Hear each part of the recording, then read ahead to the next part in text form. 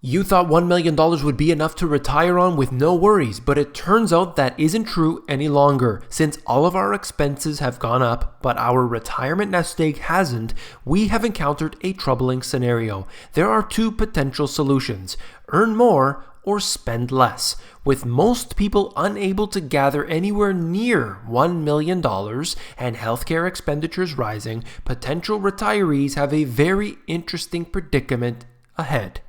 You came here for the truth, so let me unveil that for you today. We're going to look at this very important topic because it is something that everybody needs to know. Many people are plain bad at estimating. We go to the store thinking we'll be there for half an hour and it takes 3 hours. We make the same assumptions with our retirement. We say, if I have this amount of money and I retire at this age, I will be able to pay everything I need for, let's say, 10, 20, 30 years, whatever that is. But oftentimes, we don't account for many unforeseen events. There are individuals who may decide they want to retire at 65. And then the time comes and they realize, well, I had to get a new car. My car broke down. I needed to, move to a different area. I had a health issue. And so my expenditures ultimately are higher than where I thought they would be. So I'm going to have to either work more years or I'll be able to basically cut back somewhere. And for some people, some of these situations aren't possible. What if they encountered a health scenario that they couldn't work any longer? They had to rely on the money that was there. Maybe they're getting some sort of government assistance. But of course, that doesn't keep up with the rate of inflation. So this is of course, troubling scenario. I'm going to cover it today. And I'm going to show you the actual diagram. Look at the states and each one, and you can see for yourself. A cool $1 million has long been considered the gold standard of retirement savings. These days, it's only a fraction of what you will really need. For instance, a 67-year-old baby boomer retiring now with $1 million in the bank will generate $40,000 a year to live on, adjusted for inflation and assuming a sustainable withdrawal rate of 4%. Okay, so that's a 67-year-old person retiring. Not 65, by the way. Now the new norm is 67. It's worse for a 42-year-old Gen Xer whose $1 million at retirement will only generate an inflation-adjusted $19,000 a year when all is said and done. But it gets worse, because a 32-year-old millennial planning to retire at 67 with $1 million would live below the poverty line. As the years go on, your money is worth less and less and less. So think about where you are today, what age you plan to retire at, and look at these numbers. Do you want to be living, if you're 42 years old, do you want to be living on $19,000 a year? That might not be the case. Now, all of this assumes, by the way, that you have $1 million by the time you're ready to retire. 1 million. I know most people probably can't say that.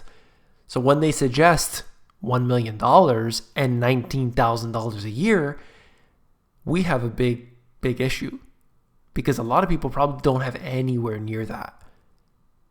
Will they even have $100,000?